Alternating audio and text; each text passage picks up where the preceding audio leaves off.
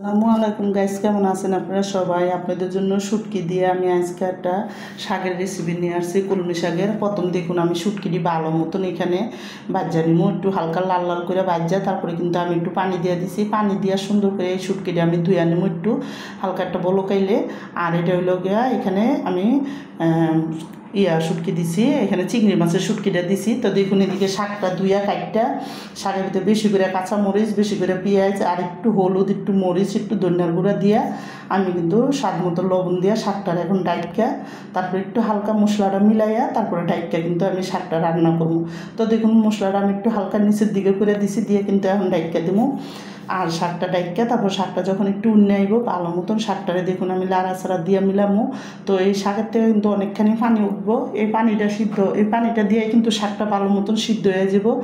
আর আমি দেখুন এখানে কিন্তু শাকটা ভালো করে মশলার সাথে মিলাই দিব, মশলার সাথে মিলাইয়া আবার ডাইকা শাকটা রান্না করবো। তো আমার এই কলমি শাক দিয়া চিংড়ি মাছের শুটকিটা দিয়া রান্না করা রেসিপিটা যাদের পছন্দ তারা লাইক সাবস্ক্রাইব দিয়েন প্লিজ। আমার ভিডিওটা আপনি বেশি বেশি শেয়ার করে দিন আর সাবস্ক্রাইব করে দিন। আর আমি দেখেন এদিকে শুটকিটি ধুইয়া তারপরে কিন্তু শুটকিটা যখন একটু নরম হয়েছে আমি শুটকিটা আদা ভাঙ্গা করে দিব।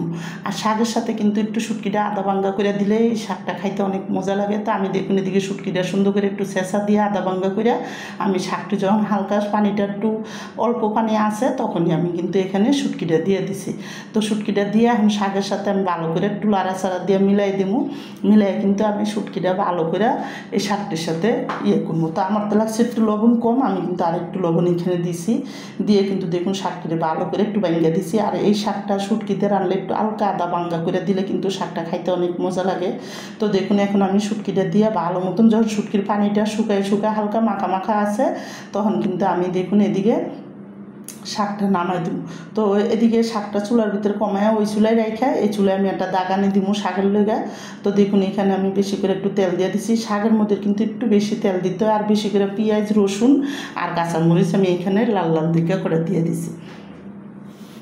দিয়ে এখন আমি দেখুন ভালো করে এই তেলটা দাগানিটা একটু হালকা লাল লাল হওয়া পর্যন্ত ভাজা নেব। তো যখন লাল হয়ে আসে তখন শাকটা আমি দেখুন এখানে দিয়ে দিলাম এই দাগানির মধ্যে দিয়ে, কিন্তু এখন আমি সবটি শাক কাঁচায় আমি এই কড়াইটাতে দিয়ে দিছি। দেখুন শাকটি দিয়ে দিছি আর শাকটিতে হালকা হালকা একটু পানি আছে। এখন আমি এই পানিটা শুকাই লবণ পর্যন্ত আমি শাকটা কিন্তু রান্না করে নেব। তো দেখুন সুন্দর করে দাগানির সাথে মিলাই দিছি, আর মিলাই কিন্তু শাকটা ভালো মতন কিন্তু একটু শুকনো শুকনো করে তারপরে কিন্তু আমি নামাবো। তো দেখুন এইভাবে শাক রান্না করে খেয়ে দেখেন একবার হলে অনেক মজা লাগে কিন্তু এই শাকটা গরম গরম ভাতের সাথে।